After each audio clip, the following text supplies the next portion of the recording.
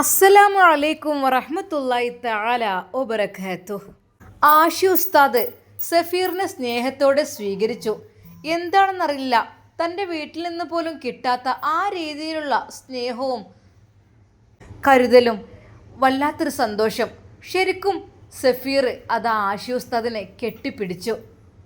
തൻ്റെ കൂടെപ്പിറപ്പിനെ പോലെ കരുതുന്ന ആ ഒരു യുവാവിനെ കണ്ടപ്പോൾ ശരിക്കും സഫീറിൻ്റെ കണ്ണുകൾ നിറഞ്ഞു. സഫീർ, എന്തൊക്കെയുണ്ട്? യാത്രയ്ക്ക് എങ്ങനെയുണ്ടായിരുന്നു? അൽഹംദുലില്ലാ, മാഷാ അല്ലാഹ് കൂട്ടുകാരാ, എല്ലാം കൊണ്ട് റാഹത്തായിരുന്നു, യാതൊരു കുഴപ്പമില്ല, അൽഹംദുലില്ലാ, റാഹത്തോടു കൂടി എത്തി. ഏതായാലും ഞാൻ കുറച്ച് സമയം വെയിറ്റ് ചെയ്തിട്ടുള്ളൂ. ഒരുപാട് എന്നെ വെയിറ്റ് ചെയ്തോ? ഇല്ല, കുറച്ച് സമയമായിട്ടുള്ളൂ, അധികം ബുദ്ധിമുട്ടല്ല. പിന്നെ ഹബീബ് ഉസ്താദ് വിളിച്ചിങ്ങനെ ചോദിക്കുന്നുണ്ട് കേട്ടോ, നമ്മളെ സഹോദരൻ അവിടെ എത്തിയോ ചോദിച്ചിട്ട്. അങ്ങനെ എന്തൊക്കെ തന്നെയാലും ഞാൻ വിവരവും കൊടുത്തു. എന്തായാലും ഇൻഷാ അല്ലാഹ് നമുക്ക് പോകാം. അങ്ങനെ അവർ കാറിൽ കയറി അതാ ഒരു റെസ്റ്റോറൻറ്റിലേക്ക് ആദ്യം തന്നെ പോവുകയാണ്. സഫീർ, എന്ത് ഫുഡ് വേണ്ടത്? ഇഷ്ടമുള്ള കഴിക്കാം. എനിക്ക് അങ്ങനെയൊന്നുമില്ല, എന്തായാലും കുഴപ്പമില്ല. അറബിക് ഫുഡ് വേണോ അതോ കേരള ഫുഡ് വേണോ? എന്ത് വേണമെങ്കിലും ഉണ്ട് കേട്ടോ, എന്ത് വേണമെങ്കിലും കഴിക്കാം, അങ്ങനെയൊന്നുമില്ല, എന്തായാലും കുഴപ്പമില്ല. ഓ, എന്നാൽ പിന്നെ ആഷി ഉസ്താദ് തന്നെ അദ്ദേഹത്തിൻ്റെ ഇഷ്ടത്തിന് ഫുഡ് ഓർഡർ ചെയ്തു. സന്തോഷത്തോടെ അവരത് കഴിച്ചു. ഭക്ഷണം കഴിച്ച് നേരെ അതാ അവർ റൂമിലേക്ക് പോകുന്നതിനിടയിൽ പല പല സംസാരങ്ങൾ അവർ പറഞ്ഞു. അതിനിടയ്ക്ക് ക്ലാസ്സിനെ കുറിച്ചും എങ്ങനെയുണ്ട് അവിടുത്തെ സിറ്റുവേഷനും കാര്യങ്ങളൊക്കെ. ചെന്ന ആ ടൈമിന് നമുക്ക് ഒരു പരിചയക്കുറവ് കൊണ്ട് അതിൻ്റേതായ ചെറിയൊരു ബുദ്ധിമുട്ട്. പക്ഷേ പല നാട്ടുകാർ പല ഭാഷകളിലായിട്ട് സംസാരിക്കുന്നത് കൊണ്ട് തന്നെ നമുക്ക് ഫസ്റ്റ് ടൈം കുറച്ചൊരു റിസ്ക് തോന്നിയെങ്കിലും പക്ഷേ നമുക്ക് ഒരുപാട് നമുക്കത് തിരിഞ്ഞെടുക്കാൻ, അതായത് ഏത് ഭാഷയും നമുക്ക് പെട്ടെന്ന് ബൈഹാർട്ടാക്കാനുള്ള നല്ലൊരു ചാൻസ് കൂടിയാണ് അത്. അതുകൊണ്ട് തന്നെ നല്ലൊരു അടിപൊളി എക്സ്പീരിയൻസ് ആയിരുന്നു എനിക്ക് സത്യം പറഞ്ഞാൽ. ഇവിടെ എത്തിയതിന് ശേഷം എന്തെന്നറിയില്ല, ഒരുപാട് ആളുകൾ ആയിട്ട് എനിക്ക് ഇടപഴകാൻ കഴിഞ്ഞു. അത് മാത്രമല്ല, പെട്ടെന്ന് ഭാഷ മനസ്സിലാക്കാൻ കഴിഞ്ഞു. ആണല്ലേ, അതാണ് നമ്മൾ പുറത്ത് പോയി പഠിച്ചു കഴിഞ്ഞാൽ അതിൻ്റേതായ ഒരു എക്സ്പീരിയൻസ് ഉണ്ടാകും. അപ്പോൾ എന്തൊക്കെ തന്നെയായാലും ഇൻഷാ അല്ലാഹ് നമുക്ക് ഒക്കെ സെറ്റാക്കാം. അങ്ങനെ അത് ആഷി ഉസ്താദിൻ്റെ റൂമിലേക്ക് സഫീറിനെ കൂട്ടിക്കൊണ്ട് പോകുന്നു. ബിസ്മില്ലാഹിർ റഹ്മാനിർ റഹീം. സഫീർ അതാ അവിടെ വന്നിരുന്നു. മാഷാ അല്ലാഹ്, കുഴപ്പമില്ലാത്ത നല്ല റൂമും കാര്യങ്ങളൊക്കെയാണല്ലോ. അതെ, പക്ഷേ നമ്മൾ ഫസ്റ്റ് ടൈമൊക്കെ ചില സ്ഥലങ്ങളിലേക്ക് പോകും, ഗൾഫ് രാജ്യങ്ങളിൽ തന്നെ ചില സ്ഥലങ്ങളിലേക്ക് പോകുമ്പോഴേ അവിടുത്തെ റൂമും കാര്യങ്ങളും എല്ലാം കാണുമ്പോൾ നമുക്കൊരു ഒരു ബുദ്ധിമുട്ടായിട്ട് തോന്നും. പക്ഷേ അൽഹംദുലില്ലാ, മാഷാ അല്ലാഹ്, എനിക്ക് നല്ല വിശാലമായ റൂമാണ് കിട്ടിയത്. ഓരോ ഭാഗ്യമാണ്. എന്നാലും പഠിക്കാൻ വന്നപ്പോൾ അതെ, എൻ്റെ റൂമിൽ 2-3 പേരും കൂടെ ഉണ്ട്. അവരിപ്പോൾ പുറത്ത് പോയതാണ്. ഞങ്ങൾ 4 പേരാണ് ഈ റൂമിൽ താമസിക്കുന്നത്. ഇഷ്ടംപോലെ സൗകര്യം കാര്യങ്ങളെല്ലാം ഉണ്ട്. പിന്നെ കോളേജ് അതിവിടുന്ന് കുറച്ചങ്ങോട്ട് ദൂരം പോകാനുണ്ട്. തൊട്ടടുത്ത് കോളേജിൻ്റെ റൂമിന് അതൊക്കെ ഫുള്ളാണ്. അത് ഒരുപാട് വിദേശികളൊക്കെ അവിടെ താമസിക്കുന്നുണ്ട്. പക്ഷെ കുഴപ്പമില്ല, നമ്മുടെ ഈ ഏരിയ അത്ര ശല്യമുള്ള ഏരിയ അല്ല. അത്രയധികം റോഡും കാര്യങ്ങളൊക്കെ ഉള്ള സ്ഥലമാകുമ്പോഴേ നമുക്ക് കുറച്ചൊരു ബുദ്ധിമുട്ട് തോന്നുമല്ല. പക്ഷേ ഇത് കുറച്ച് സൈലൻറ്റ്. അത് ശരിയാണ്, മാഷാ അല്ലാഹ്, നല്ലൊരു പച്ചപ്പ് നിറഞ്ഞ സ്ഥലം. ഈ ഗാർഡനും കാര്യങ്ങളൊക്കെ ഇതിൻ്റെ ഹോണർ തന്നെ വെച്ച് പിടിപ്പിച്ചതാണ്. ഇത് കുഴപ്പമില്ലാത്ത രീതിയിലുള്ള നല്ലൊരു സ്ഥലമാണ്. നമുക്കൊരു കണ്ണിന് കുളിർമയേകുന്ന കാഴ്ചകളും കാര്യങ്ങളൊക്കെയുള്ള സ്ഥലമാണ്. ആഷി ഉസ്താദ് ഓരോന്നങ്ങനെ പരിചയപ്പെടുത്തി കൊടുത്തു. സഫീർ അവിടെയെല്ലാം ഒന്ന് കണ്ടു. സഫീർ, ഒന്ന് ഫ്രഷ് ആവാം അല്ലേ? അപ്പോൾ തന്നെ അതാ അവൻ ഫ്രഷ് ആവാൻ വേണ്ടി അവൻ്റെ ബാഗ് തുറന്നു. പെട്ടെന്നാണ് അവനത് ഓർത്തത്. അത് അവൻ്റെ പെട്ടി തുറന്നപ്പോൾ ആഷി ഉസ്താദിന് വേണ്ടി കൊടുത്തയച്ച കുറച്ച് അത്യാവശ്യ സാധനങ്ങൾ അത് പെങ്ങൾ കൊടുത്തയച്ചതാണ്. ഇത് ഐഷു തന്നയച്ചതാണ് എന്ന് പറയാൻ പറഞ്ഞു ഹബീബ് ഉസ്താദ്. അങ്ങനെ മറന്നിട്ടില്ല പെണ്ണെന്നെ. എപ്പോഴും ഇക്കയെക്കുറിച്ചുള്ള സംസാരമൊക്കെയാണെന്ന് അറിയാൻ കഴിഞ്ഞത്. അങ്ങനെ അവൻ ഫ്രഷായി അത് റൂമിലേക്ക് വന്നു. പിന്നെ ഇതട്ടോ, സഫീറിനുള്ള കട്ടിലും ബെഡുമാണ് ഇത്. ഇവിടെ കിടന്നോ. അപ്പോൾ ആഷി, ഞാനിതെവിടെ കിടന്നോളാം. അല്ലോ, അത് വേണ്ട, നിങ്ങൾക്ക് 4 ബെഡാകുമ്പോഴേ ഞാനിവിടെ നിലത്ത് കിടന്നോളാം, കുഴപ്പമില്ല. പഠിച്ചോനെ, അങ്ങനെ പറയല്ലേ, നമ്മുടെ സ്പെഷ്യൽ ഗസ്റ്റാണ്. അപ്പോൾ നിങ്ങൾക്കുള്ളതാണ് എൻ്റെ ഈ ബെഡും എൻ്റെ ഈ തലയണയും പുതപ്പൊക്കെ. ഞാനിവിടെ ഇതിൽ കിടന്നോളാം, ഈ ഒരു കോസ്റ്റഡിയിൽ. എന്നാൽ അത് കേട്ടപ്പോൾ സഫീറിന് പഠിച്ചോനെ വേണ്ട, ഒരു കട്ടിൽ കൂടെ നമുക്കിവിടെ അഡ്ജസ്റ്റ് ചെയ്യാൻ പറ്റുമെങ്കിലാവാം, അല്ലാന്നുണ്ടെങ്കിൽ ഞാൻ നിലത്ത് കിടന്നോളാം.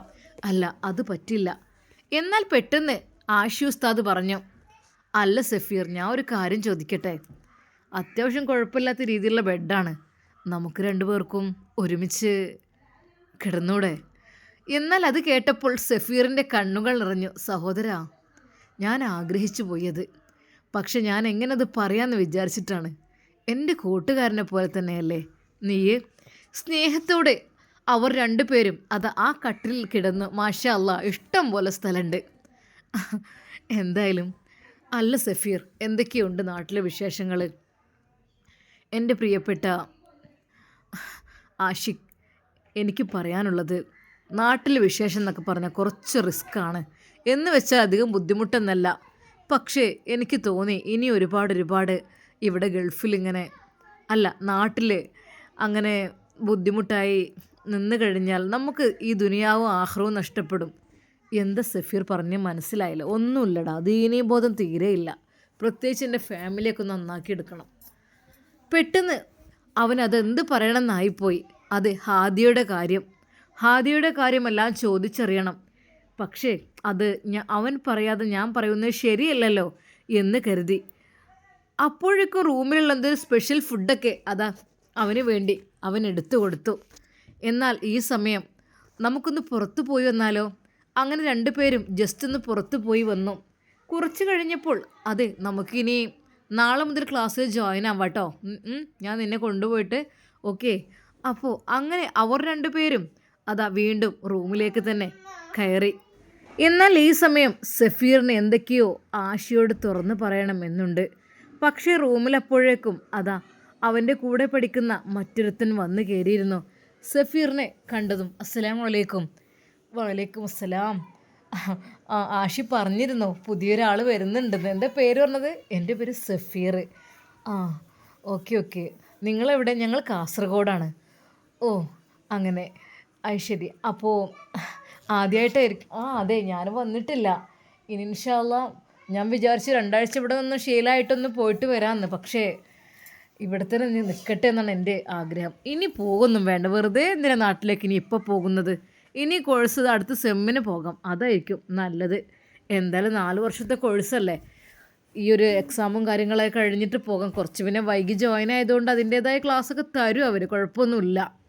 ഏതൊക്കെ വിഷയം എടുക്കുന്നത്? ഞാൻ ഖുർആൻ, അതുപോലെ തന്നെ ഹദീസ്, പിന്നെ അതിൻ്റെ അർത്ഥങ്ങൾ, കാര്യങ്ങൾ, അതൊക്കെ പഠിക്കണം. അറബിക് ലിറ്ററേച്ചർ, അങ്ങനെ കുറച്ചൊക്കെ. ഇൻഷാ അല്ലാ അതൊക്കെ ശരിയാവും. ഞങ്ങൾ വന്നപ്പോഴും കുറച്ച് റിസ്ക് ആയിരുന്നു, പിന്നെ റെഡി ആയിട്ടോ. നിങ്ങളൊന്നും കൊണ്ട് വിഷമിക്കണ്ട, നമ്മളെ പഠിപ്പിക്കുന്ന ഉസ്താദുമാരൊക്കെ നല്ല ഉസ്താദുമാരാണ്, ഒരു വിഷമവും ആക്കൂല, നല്ല രീതിയിൽ തന്നെ ആയിരിക്കും. പിന്നെ കുട്ടികളോട് ഇടപഴകുന്ന കാര്യത്തിൽ കുറച്ച് ഞങ്ങൾക്ക് റിസ്ക് ആയിരുന്നു, മലയാളികളൊക്കെ ചുരുക്കമായതുകൊണ്ട്. എങ്കിലും അൽഹംദുലില്ലാ മാഷാ അല്ലാ ഞങ്ങൾ കണ്ടുപിടിച്ചു. പിന്നെ നമ്മളീ റൂമിൽ ഒരു സുഡാനിയുണ്ട്, അതുപോലെ തന്നെ ഒരു UK കാരനുണ്ട്, അമേരിക്ക. എല്ലാവർക്കും ഉണ്ടാവില്ലേ ഇതൊക്കെ പഠിക്കാനൊക്കെ ആഗ്രഹമൊക്കെ. എന്തായാലും അപ്പോൾ മലയാളികൾ ഞാനും ആഷിയും മാത്രമേ ഉള്ളൂ. അവരൊക്കെ ഇംഗ്ലീഷ്, പിന്നെ ഇംഗ്ലീഷ് ഓൺലി, എല്ലാവരും അങ്ങോട്ടും ഇങ്ങോട്ടും ഇംഗ്ലീഷ് സംസാരിക്കും, അങ്ങനെയൊക്കെയാണ്. ശരി. എന്താ ഫുഡ് കഴിച്ചോ? ഞാൻ ഉണ്ടാക്കിയ സ്പെഷ്യൽ ഫുഡൊന്ന് കഴിച്ചു നോക്കിയാലോ? അപ്പോൾ തന്നെ സ്നേഹത്തോടെ അവൻ ഭക്ഷണം അവനക്ക് നേരെ നീട്ടുന്നു. കഴിച്ചു നോക്ക്, നല്ല കുക്കാണ്, അടിപൊളി ഫുഡ് ഉണ്ടാക്കും, ആഷി പറഞ്ഞു. അങ്ങനെയൊന്നുമില്ല കേട്ടോ, ആഷി വെറുതെ പറയാണ്. അല്ലേ, കാസർഗോഡ് കണ്ണൂർക്കാരൊക്കെ നല്ല അടിപൊളി ഫുഡൊക്കെ ഉണ്ടാക്കുന്ന ടീമല്ലേ, അതുകൊണ്ട് നല്ല സ്പെഷ്യൽ എല്ലാ ഐറ്റംസും ഓനുണ്ടാക്കും. അങ്ങനെ. മാഷാ അല്ലാ അടിപൊളിയായിട്ടുണ്ട് കേട്ടോ. അങ്ങനെ സഫീർ സന്തോഷത്തോടെ ഭക്ഷണമൊക്കെ കഴിച്ചപ്പോൾ അവന് തന്നെ തോന്നി, റബ്ബേ, കൂട്ടുകാരുടെ അടുത്തുള്ള ജീവിതം അത് പ്രത്യേക ഒരു വൈബ് തന്നെയാണ്. എന്നാൽ ആഷി അവൻ്റെ തോൾ കയറ്റുകൊണ്ട്, സഫീർ നമുക്കൊന്ന് പുറത്തു പോയാലോ? പോകാലോ. നിനക്ക് എന്തേ ബുദ്ധിമുട്ടൊന്ന്, ക്ഷീണം മാറ്റമൊന്ന് കിടക്കണോ? അല്ലല്ല, കുറച്ചും കൂടി കഴിഞ്ഞോട്ടെ, എന്നിട്ട് കിടക്കാലോ. അങ്ങനെ അവർ രണ്ടുപേരും ഈജിപ്തിൻ്റെ തെരുവുകളിലൂടെ നടന്നു. എടാ സത്യം പറഞ്ഞാൽ നീ വന്നപ്പോഴേ എനിക്ക് ആരൊക്കെയോ ഉള്ളതുപോലെ തോന്നാണ്. അതെ ആശി, സത്യമായിട്ടും എനിക്കും പറയാനുള്ള എന്താണെന്ന് വെച്ചാൽ, എനിക്കും തന്നെ ഇവിടെ എത്തിയപ്പോഴേ നല്ലൊരു അന്തരീക്ഷം, നല്ലൊരു സൗഹൃദം എനിക്ക് കിട്ടിയ പോലെ സത്യമായിട്ടും ഞാൻ ഒത്തിരി ആഗ്രഹിച്ചു പോയതായിരുന്നു ഇതൊക്കെ. എനിക്കിതൊന്നും കിട്ടിയിട്ടില്ല ജീവിതത്തിൽ വല്ലാതെ. അതെ, കുടുംബത്തിൻ്റെയും പിന്നെ പണത്തിൻ്റെയും ആ ഒരു ചട്ടക്കൂടിൽ വെറും പണം, ബിസിനസ് എന്നുള്ള ചിന്ത മാത്രമായിരുന്നു എനിക്കുണ്ടായിരുന്നത്. ഒരിക്കൽ പോലും നല്ലൊരു എൻജോയ്മെൻ്റ് ജീവിതം എനിക്ക് ഉണ്ടായിരുന്നില്ല. എന്നാലും അൽഹംദുലില്ലാ എനിക്ക് ഇങ്ങനൊരു അവസരം കിട്ടിയതാണ്. അതും ഹബീബ് ഉസ്താദ് പറഞ്ഞിട്ട്. ഹബീബ് ഉസ്താദിനോട് ഞാൻ പറഞ്ഞ സ്ഥാപനത്തിനെ കുറിച്ച് കേട്ടപ്പോൾ ഹബീബ് ഉസ്താദ് പറഞ്ഞു ഇങ്ങനെ സ്ഥാപനം ഉണ്ട്, എൻ്റെ അളിയൻ അവിടെ പഠിക്കുന്നുണ്ട് പറഞ്ഞപ്പോൾ അങ്ങനെ പരിചയപ്പെടുത്തി തന്നു. എങ്ങനെയെങ്കിലും ഹാദിയെക്കുറിച്ച് പറയണമെന്നുള്ളത് വിചാരിക്കുന്നുണ്ടായിരുന്നു. എന്നാൽ എങ്ങനെ പറയണമെന്ന് അറിയൊന്നുമില്ല. പക്ഷേ ഇനിയിപ്പോൾ ഷെഫി ഉസ്താദിനോട് ഹാദിയക്ക് സ്നേഹമുള്ള കാര്യം അതിപ്പോൾ സഫീറിന് അറിയുകയില്ലല്ലോ. എന്നാലും അന്ന് ഡോക്ടറുടെ മുമ്പിൽ നിന്ന് അവളാ പറഞ്ഞ കാര്യം വെച്ച് നോക്കുമ്പോൾ എന്തായാലും പറയന്നെ. അങ്ങനെ അവർ നടന്ന് അതാ ഒരു നല്ലൊരു മരത്തിൻ്റെ ചുവട്ടിലുള്ള ഒരു ഫുട്പാത്തിൻ്റെ മരത്തിന് അരികിലായിട്ട് അവിടെ ഇരിക്കുവാനുള്ള സെറ്റപ്പിൽ അവർ ഇരുന്നു. തണുത്ത കാറ്റ് വീശുന്നുണ്ടായിരുന്നോ? അതെ, ആശി ചോദിച്ചു. അതെ, തണുപ്പുണ്ടോ? തണുപ്പ് ചെറുതായിട്ട്. കോട്ട് എൻ്റെ അടുത്ത് 2 ഉണ്ട്. അല്ല കുഴപ്പമൊന്നുമില്ല. നമ്മുടെ മനസ്സിങ്ങനെ ചൂടായിരിക്കുമ്പോൾ നമ്മുടെ ശരീരം തണുക്കില്ലല്ലോ. മനസ്സിന് ചൂടോ? എന്താ നീ പറയുന്നത്? സാധാരണ കല്യാണം കഴിഞ്ഞ് പ്രാരബ്ധങ്ങളും ബുദ്ധിമുട്ടുകളൊക്കെ ഉണ്ടാകുമ്പോഴേ അങ്ങനെ പറയും. ഇതിപ്പോൾ ഈ ചെറുപ്രായത്തിൽ മനസ്സ് ചൂടെന്നൊക്കെ പറഞ്ഞാൽ എന്താ അതിൻ്റെ അർത്ഥം? ആശി, പറയാനുണ്ട് ഒരുപാട്. അതെ, ഒരുപാട് പറയാനുണ്ട്. എൻ്റെ മനസ്സ് ചൂടാണടാ. ശരിയാണ്, തെറ്റുകൾ പലതും ചൂണ്ടിക്കാട്ടുമ്പോൾ നാം കുറ്റക്കാരാകുന്നു. അത് സ്വന്തം കൂടപ്പിറപ്പിനോടായാലും സ്വന്തം പെറ്റമ്മയോടായാലും തെറ്റുകൾ അതെനിക്ക് കാണുന്നത് വല്ലാത്ത ദേഷ്യമാണ്. തെറ്റ് ചെയ്യുമ്പോൾ എനിക്കത് എതിർക്കാതിരിക്കാൻ കഴിയില്ല. അല്ലെങ്കിലും പുറത്തുള്ളവരോട് തെറ്റുകൾ ചെയ്യുമ്പോൾ എതിർക്കാൻ നമുക്ക് പറ്റില്ലല്ലോ. പക്ഷേ നമ്മുടെ സ്വന്തം ആളുകളാകുമ്പോൾ തെറ്റുകൾ കണ്ടുകൊണ്ടിരിക്കാൻ നമുക്ക് കഴിയില്ലല്ലോ. അതെന്തിനാണ് എൻ്റെ ഇക്ക അല്ലെങ്കിൽ ഉമ്മ ഇങ്ങനെ ചെയ്യുന്നത് എന്നൊക്കെ തോന്നിപ്പോകും. പല രീതിയിൽ ഞാൻ തിരുത്താൻ നോക്കുമ്പോഴെല്ലാം എല്ലാവരും എന്നെ അത്രമാത്രം ഇൻസൾട്ട് ചെയ്യുന്ന രീതിയിൽ സംസാരിക്കും. അങ്ങനെയാണ്, എന്താ ചെയ്യുക? ഓരോരുത്തർക്ക് അങ്ങനെ ഒരിത് അല്ലേ, എന്താ ചെയ്യുക? ഒരുപാട് മനസ്സിനുള്ളിൽ വിങ്ങലുണ്ട്, വേദനയുണ്ട്, എന്തൊക്കെയോ തുറന്ന് പറയണമെന്നുണ്ട്. ഒരുപാട് തെറ്റുകൾ കാണുമ്പോൾ അറിയാതെ അങ്ങ് വിമർശിച്ച് പോകും. പക്ഷേ അവർ നമ്മളെ ഉൾക്കൊള്ളാതിരുന്നാൽ നമുക്ക് സങ്കടവും ദേഷ്യം വരും. പക്ഷേ എങ്കിലും ഞാൻ ക്ഷമിക്കും. അതെ, പാവപ്പെട്ടവരെ ബുദ്ധിമുട്ടാക്കുന്ന, പരിഹസിക്കുന്ന, വേദനിപ്പിക്കുന്ന രീതിയിലുള്ള ആ ഒരു ഭാവങ്ങൾ അതെല്ലാം കാണുമ്പോൾ പക്ഷേ എതിർക്കും. പക്ഷെ നമ്മളവിടെ മോശക്കാരാവുകയാണ്. അത് ചോദിക്കാൻ നീ ആരടാ, അത് പറയാൻ നീ ആരടാ എന്നൊക്കെ പറയുമ്പോൾ സത്യം പറഞ്ഞാൽ നമ്മളാ കുടുംബത്തിലെ ആരും അല്ലാതായി തീരും. എന്താ ആശി എല്ലാം ശ്രദ്ധിച്ചു കേട്ടു. അത് തൻ്റെ പ്രിയപ്പെട്ട കൂട്ടുകാരനെ എന്തൊക്കെയോ പറയാനുണ്ടെന്ന് തോന്നി. ആഷി എല്ലാം ക്ഷമയോടെ കേട്ടു. സഫീർ, പറയാനുള്ളതെല്ലാം നീ പറഞ്ഞോ, എല്ലാം കേൾക്കാൻ ഞാൻ തയ്യാറാണ്. അതെ, ഞാൻ നിൻ്റെ ഒരു സഹോദരൻ്റെ സ്ഥാനത്ത് നിന്നുകൊണ്ട് എല്ലാം ഞാൻ കേൾക്കും. അതിനുള്ള എന്ത് പോംവഴി ചെയ്യാനും ഞാൻ തയ്യാറുമാണ്. തെറ്റുകൾ ചെയ്യുമ്പോൾ അതിനെതിർക്കുമ്പോൾ ഒരു പാവത്തെ ഇടങ്ങാറാക്കുമ്പോൾ ഞാൻ പലതവണ വിമർശിച്ചിട്ടുണ്ട്.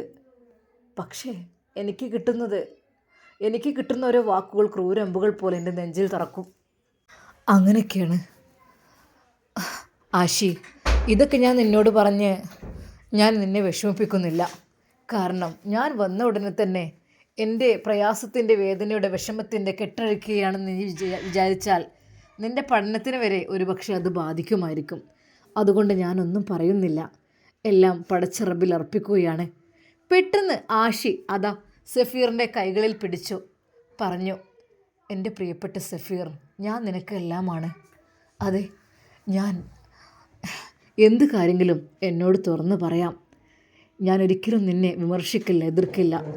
അതെ, ഞാൻ എൻ്റെ അഭിപ്രായം എന്താണെന്ന് കേൾക്കാൻ നീ തയ്യാറാവുകയാണെങ്കിൽ തീർച്ചയായും ഞാനത് പറയാനും തയ്യാറാകും. മടി കൂടാതെ എന്നോടെല്ലാം പറയാം. ഞാൻ അതിനു വേണ്ടി വെയിറ്റ് ചെയ്യുന്നു. എന്തും പറയാം. ഒരു സഹോദരൻ്റെ സ്ഥാനത്ത് എന്നെ കണക്കിലെടുക്കണം. അതെ, സഫീറിൻ്റെ കൈകൾ മുറുകെ പിടിച്ചുകൊണ്ട് അവനത് പറഞ്ഞു. അവൻ എങ്ങനെ പറയണം, എന്ത് പറയണം എന്നറിയുന്നില്ല. ആദ്യമായി ഹാദിയയുടെ കഥ തന്നെ പറഞ്ഞാലോ? അവൻ്റെ മനസ്സിൽ പല പല ചിന്തകൾ വന്നു. ഒരു പക്ഷേ ആദ്യമേ ഹാദിയയുടെ കഥ പറഞ്ഞാൽ അത് എന്തെങ്കിലും തോന്നിപ്പോകുമോ എന്നും ഭയന്നു.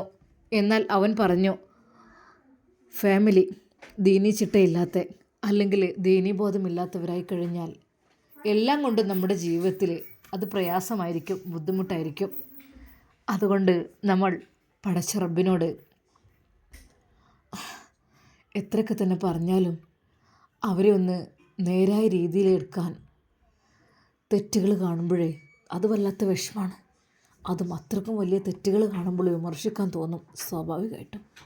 പക്ഷെ നമ്മൾ പറഞ്ഞാൽ പറ്റില്ല, അത് ഇഷ്ടപ്പെടില്ല. പക്ഷേ പലതവണ കണ്ടതായിട്ടും ഇനി മറ്റൊരു പെണ്ണിനെ ബുദ്ധിമുട്ടുന്നതായിട്ടും നമ്മൾ കണ്ടു കഴിയുമ്പോൾ നമ്മുടെ മനസ്സിൻ്റെ ഉള്ളിൽ വല്ലാത്ത വേദനയാണ്. അതെ, ഞാനതെല്ലാം കണ്ടും കേട്ടും ജീവിച്ചു അവരുടെ കൂടെ കുറച്ചധികം ദിവസം. എന്നാൽ ഇപ്പോൾ എനിക്ക് മനസ്സിൻ്റെ ഉള്ളിൽ അല്പം സമാധാനമുണ്ട്. കാരണം വേദനിച്ചിരുന്ന വിഷമിച്ചിരുന്ന ആ പെണ്ണിൻ്റെ യഥാർത്ഥ വീട്ടിലെത്തിയിരിക്കുന്നു എന്നറിഞ്ഞപ്പോൾ അതെ, അത് വല്ലാത്തൊരു സന്തോഷം എനിക്ക് തോന്നി. പക്ഷെ അതിൻ്റെ പേരിൽ പലതവണ ഞാൻ ക്രൂരമ്പുകൾ ഏറ്റുവാങ്ങേണ്ടി വന്നിട്ടുണ്ട്. സാരല്ല, എന്നാൽ അവൾ രക്ഷപ്പെടണം എന്നുള്ള ചിന്ത മാത്രമായിരുന്നു എനിക്ക്. എല്ലാം ശ്രദ്ധിച്ച് കേട്ടുകൊണ്ട് ആഷി ഉസ്താദിന് അത് എങ്ങനെ ചോദിക്കണം എന്നറിയുന്നില്ല. അതെ, വലിയൊരു കഥ തന്നെയാണ് പറയുവാൻ വേണ്ടി പോകുന്നത്. ആഷി ഉസ്താദ് അവൻ്റെ വാക്കുകൾ ഓരോന്നും ശ്രദ്ധിച്ച് കേട്ടു. പറയൂ സഹോദര, നിങ്ങളുടെ എല്ലാ വിഷമങ്ങളും ദുഃഖങ്ങളും പ്രയാസങ്ങളും കേൾക്കുവാൻ ഞാൻ തയ്യാറാണ്. എൻ്റെ പ്രിയപ്പെട്ട കൂട്ടുകാരാ, ഒന്നുകൊണ്ട് വിഷമിക്കണ്ട, എല്ലാം തുറന്നു പറയൂ. അങ്ങനെ എല്ലാ കാര്യങ്ങളും തുറന്ന് പറയുകയാണ് നമ്മുടെ സഫീർ ആഷി ഉസ്താദിനോട്. അതെല്ലാം കേൾക്കുമ്പോൾ ആഷി ഉസ്താദിൻ്റെ മനസ്സിൽ എന്തായിരിക്കും തോന്നുക? ആഷി ഉസ്താദിൻ്റെ ജീവിതത്തിൽ പുതിയൊരു വഴിത്തിരിവായി അത് സഫീറിൻ്റെ വാക്കുകൾ ഉണ്ടാകുമോ? നമുക്ക് കാത്തിരുന്ന് കാണാം. അതുവരേക്കും എല്ലാവർക്കും അസ്സലാമു അലൈക്കും വറഹ്മത്തുള്ളാഹി തആല വബറകാതുഹു.